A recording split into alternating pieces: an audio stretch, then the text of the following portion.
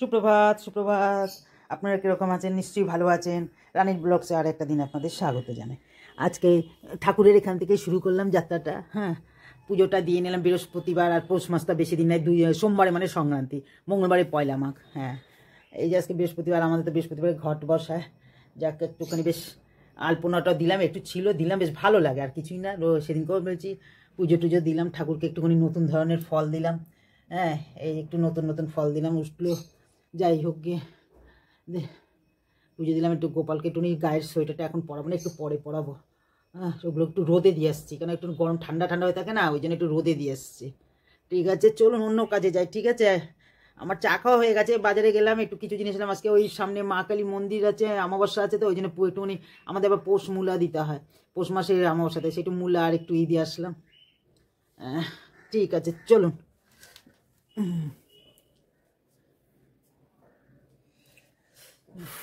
আমার পুজোগুলো কেরম হয়, নিত্য পুজো, আপনারা একটু কমেন্ট করে জানাবেন তো। হ্যাঁ, আপনারা একটু বললে আমার একটু মনটা বেশ ভালো লাগে, এই আর কিছুই না। ঠিক আছে, আপনারা একটু কমেন্ট করে জানাবেন আমার নিত্য পুজোটা কীরকম হয়। এই যে দেখলে তো কিছুটা বুঝতে পারেন, সবাই করে পুজো, ঘরে ঘরে পূজা রান্না সব মেয়েরাই করে, এখন সবাই জানে। তবু আমি বলি আপনাদের কাছে একটু কেমন লাগলো। আসলাম বন্ধুরা অন্য কাজে।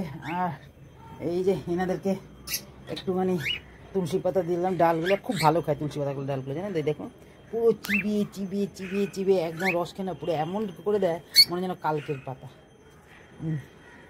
একটু দিলাম, খুব ভালো খায়।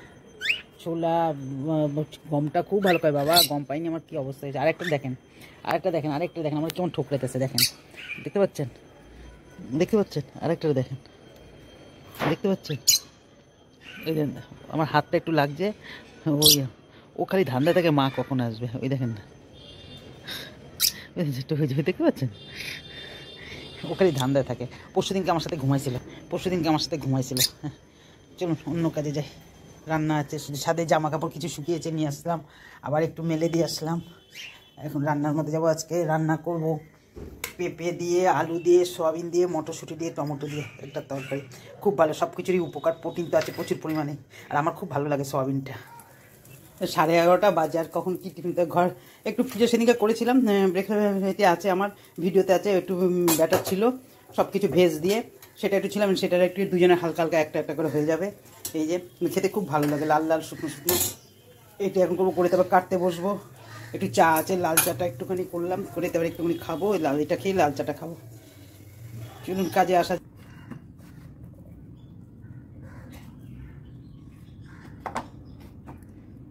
টাটকা একেবারে কষ পড়ছে।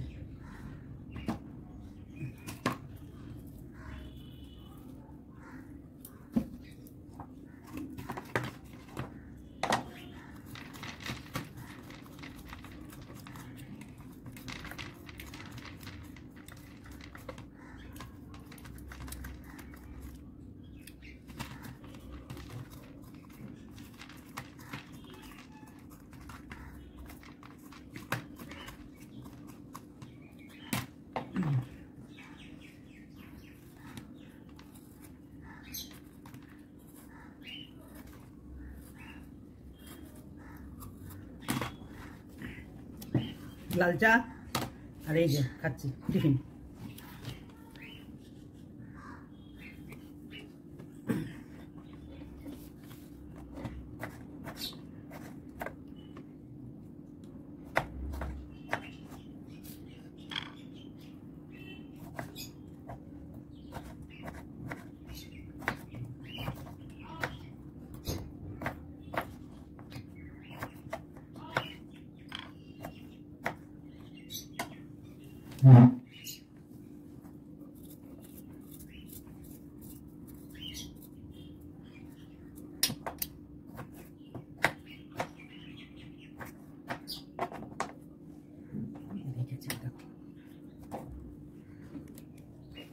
দেখুন দেখুন, এইখান থেকে আমাকে দেখছে, বুঝতে পারছেন, ওখান থেকে দেখে আমাকে যারা জুম করছে, ওই বাড়ি দিয়ে দেখে একটা ঠিক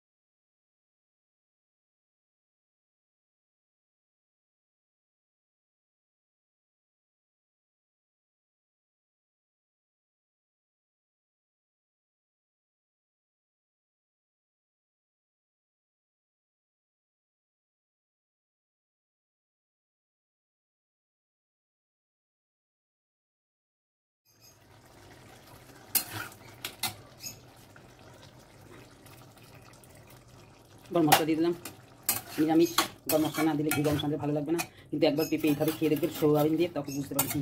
আর সবচেয়ে ভালো হচ্ছে যে পেঁপেটা হচ্ছে পুরো দেশি পেঁপে। আর একটা কথা আমি আপনাদের বলে দিই, দেখবেন অনেকক্ষণ নিশ্চয়ই সিদ্ধ করেছি, পুরোটা তো আপনাদের ভিডিও দেখতে পাইনি, কিন্তু দেশি পেঁপে হলে না অথচ দেখবেন গলে যাবে, অথচ দেখে একটা গোটা গোটা ভাবা যায়। আর হাইব্রিডের পেঁপেগুলো জানেন তো গলে একদম আলু ভর্তার মতন হয়ে যায়। এখানে হচ্ছে তার ঘি দিয়ে দিচ্ছি, রুটি দিয়ে হোক গরম গরম ভাত দিয়ে সব কিছু দিয়েই ভালো লাগে।